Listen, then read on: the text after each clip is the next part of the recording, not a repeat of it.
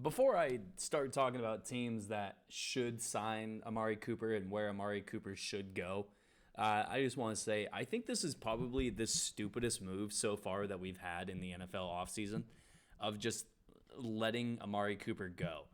I get it. Amari Cooper didn't have a typical season last year. He also was hurt the entire year, and he was still the second leading receiver on the Dallas Cowboys team that went 12 and 5. In the first year back for Dak Prescott, Amari Cooper led the team in touchdowns, was second on the team in receiving yards. And if you're going to try to sit there and tell me that the Dallas Cowboys, from this standpoint, are better off relying on secondary options like Dalton Schultz, Blake Jarwin, Michael Gallup, and Tony Pollard out of the backfield as receiving options, complimentary of CeeDee Lamb, you're telling me that those are better options than Amari Cooper? You're a flat-out idiot. I don't care about the $20 million price tag.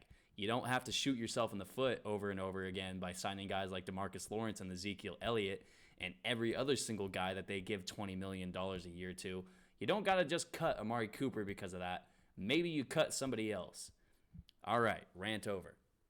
Now let's talk about the teams that Amari Cooper is going to burn the Dallas Cowboys with next year when he goes for probably over 1,100 yards and probably 10 touchdowns as the new focal point of an offense next year.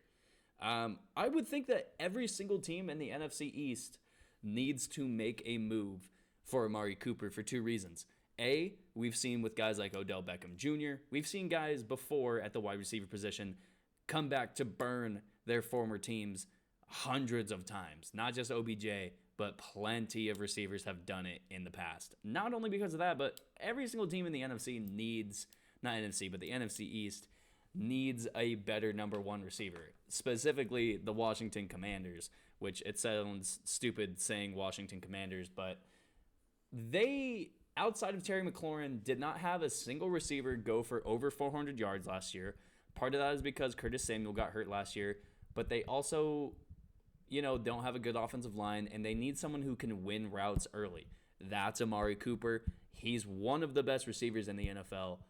Again, it's stupid that Dallas just let him go.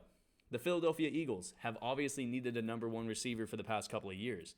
They have someone in Devontae Smith who could develop into that, but I think if you get Amari Cooper right now, you give Jalen Hurts another number one option.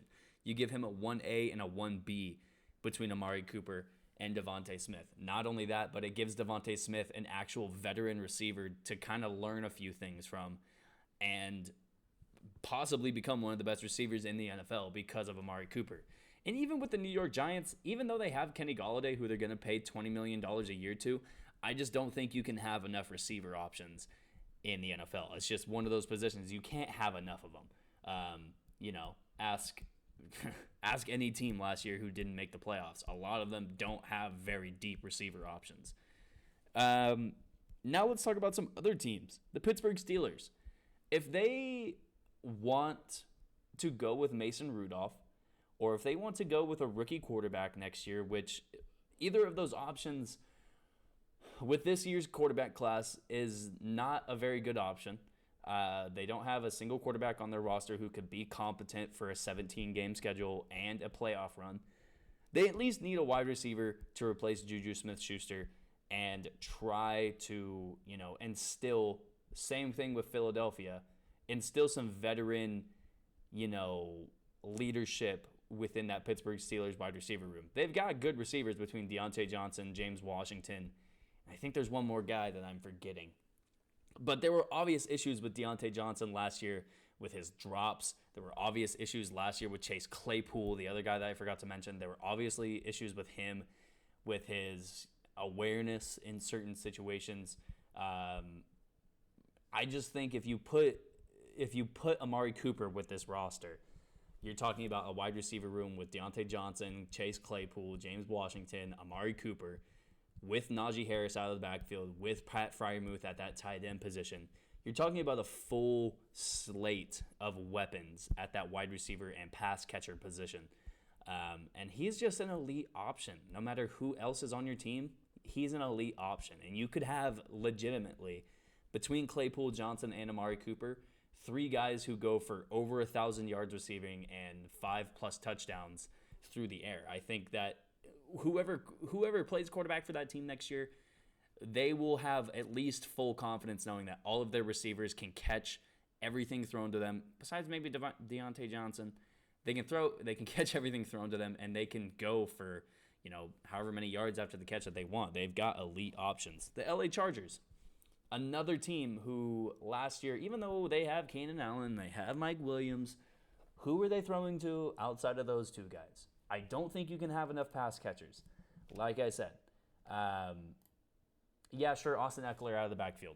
Cool. And Jared Cook, the 34-year-old, somehow just turns back the hands of time every single year and is just a maybe middling tight end that just gets a contract every year. But with that being said, you can't have enough. You cannot have enough. And if they lose Mike Williams this year, which I think it's a really good chance because a lot of teams are losing really good receivers this year, a.k.a. the Chicago Bears, they're going to need to replace Mike Williams. Who better than Amari Cooper to replace Mike Williams? He's a more consistent threat. He's a better winner off the line of scrimmage. And if Justin Herbert is going to take that next step as the best quarterback in the NFL, he needs to have another receiver outside of Keenan Allen. Also because Keenan's getting older, and Keenan, let's be honest, wide receivers don't last that long. You need another one anyway.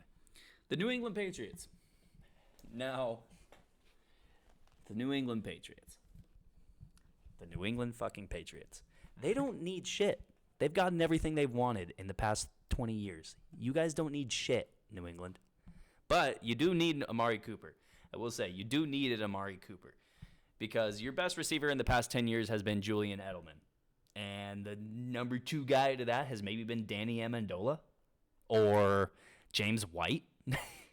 Like, those have been your best pass catchers over the past 10. Okay, Rob Gronkowski. Sorry. Rob Gronkowski is obviously the number 1. He could have played receiver, and he would have been the best receiver that Tom Brady ever played with outside of Randy Moss and maybe Deion Branch in New England. But they need Amari Cooper now more than ever because, yes, they do have some good guys, but N'Keal Harry was a bust. There's not a lot of other guys who I think want to really win championships right now at that wide receiver free agent class. And I think Amari Cooper would be such a good complement to the rest of that team, and he would be such a good receiver in New England. Oh my God, are you kidding me? Are you kidding? Amari Cooper would easily be the number 1 receiver in the NFL next year if he goes to New England. A, because he's playing with a young quarterback who needs a consistent threat to throw to 150 times a year. And Amari Cooper is going to catch 120 of those 150 passes. He's going to go for 1,500 yards. He's going to get 12 touchdowns. It's just it's a match made in heaven between New England and Amari Cooper.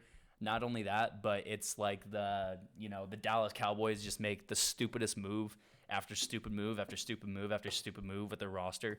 No matter how smart Jerry Jones is, he just makes this stupid move at the end of it that resets everything. So they have a chance to make the Dallas Cowboys look like the biggest idiots in the world for letting possibly the best receiver in the NFL just walk for nothing. Not only that, but they told him to leave. This is a perfect move, in my opinion, not only for Amari Cooper, but for the New England Patriots.